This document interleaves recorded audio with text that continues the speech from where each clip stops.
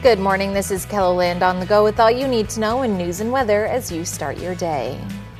Sioux Falls Fire Rescue responded to a call of a house fire early this morning near the 1200 block of South Overland Pass on the east edge of the city. The call came in at about 1 a.m. with initial reports from first responders saying a house was struck by lightning, which caused the roof to catch fire. The residents left the house before the fire department arrived on scene.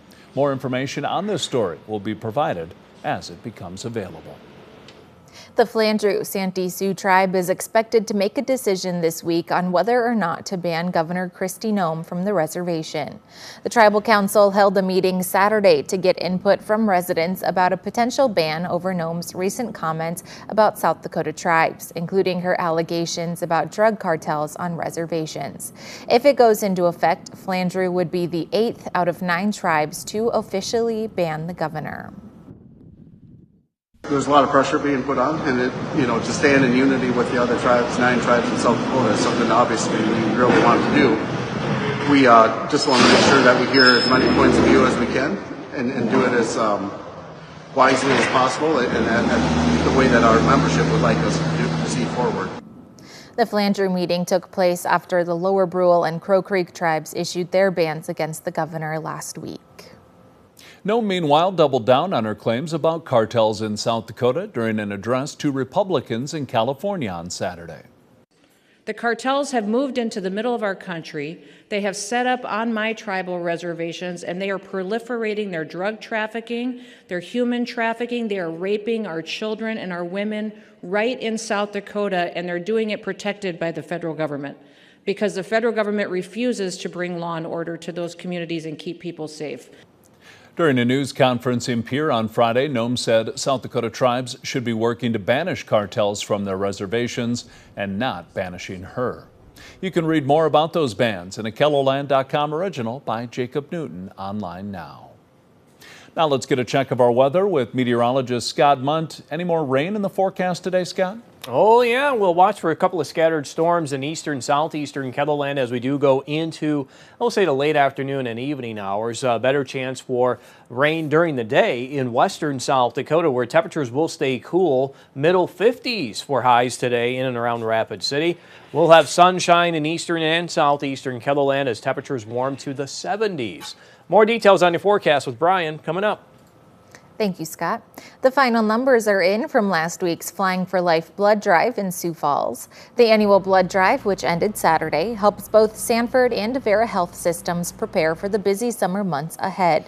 This year's winner was Avera Care Flight with 488 donations.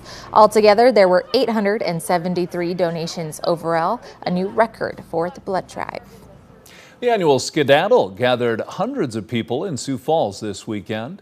The 605 Running Company has been organizing this half marathon for the past 7 years. Runners laced up their shoes for the event, which started at Family Park and ended at Faywick Park, where participants received a medal and spent time with family and friends. The U.S. Navy christened a ship this weekend named after South Dakota's capital. The USS Pierre is a combat ship designed to operate near shore to protect against coastal threats. The ship is 419 feet long, 104 feet wide, and can travel up to 51 miles an hour. The Pierre will go through months of sea trials before being officially handed over to the Navy next year. The christening took place Saturday in Mobile, Alabama. U.S. Senator John Thune and Pierre Mayor Steve Harding were among the South Dakota dignitaries attending the ceremony. Thune's daughter, Larissa Thune-Hargens, was the ship's sponsor. That's a look at some of our top stories. Now let's get one last look at your weather with meteorologist Brian Karstens. Brian? All right, a busy forecast as we look ahead the next 24 to 48 hours. Yesterday, we had clusters of thunderstorms around the region. Most of the severe weather was in western South Dakota. We had severe thunderstorm watches, eventually warnings, eventually even a tornado warnings popped up there south and west of Mobridge. You can see the lightning tracker system yesterday, very active there. Several storms into parts of Iowa and Kansas. Kansas really had a rough day yesterday. Unfortunately, these rounds of severe weather are going to continue. It looks like today, West River this morning, some general showers beginning to pop up.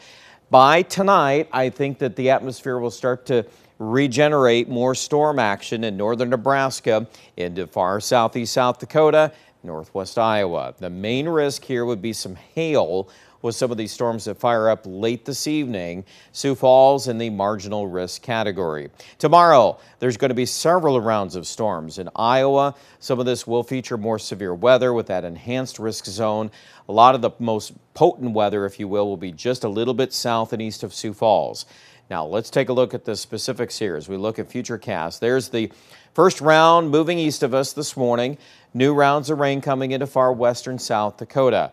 Now, again, that'll be for today. It'll be cool, too. Rapid City, only in the low to mid-50s much of the afternoon. Tonight, this is your 9 o'clock weather map. Now, this is the thinking here. These storms in northern Nebraska, they could start to pop up even up toward Yankton, Vermilion, possibly Sioux Falls. There's definitely some signals of that in the forecast. And then that's how we'll kind of kick off our early Tuesday morning with these rounds of showers and thunderstorms. Most of KELOLAND will be on the backside of the low pressure center, on the cool side, if you will. Most of the storms, the really rough weather is going to be in the warm sectors. See that warm front draped there between Sioux City and Omaha tomorrow morning. That is going to lift north into northwestern Iowa. So the exact position on that low will determine the battle lines here on the severe weather tomorrow afternoon. It does look like a fair assessment that that low will try to at least get as far north as Sioux City, possibly up to Vermilion. I still think Sioux Falls is going to be on the northern side of that. Not to say we can't get severe weather, but it's probably more of a hail threat. All the worst of that, the tornadoes and that type of thing, will be in Iowa. And any one of those storms there south and east of us could be strong to severe. Don't forget about the wind. On the backside of this low, tomorrow afternoon or tomorrow night, there could be a few hours where portions of eastern KELOLAND get under a high wind warning. We're seeing pretty good evidence of gusts of 50 plus in here from Sioux Falls to Marshall, Minnesota. And that, again, is something that we're going to have to follow here behind this low. A leftover shower Wednesday, I think that looks pretty minor. There's the next low in the series coming out Thursday night into Friday. More on that story, of course, later today. Here are the forecast details. 78 Yankton this afternoon. Only 55 Rapid City with areas of rain becoming more numerous.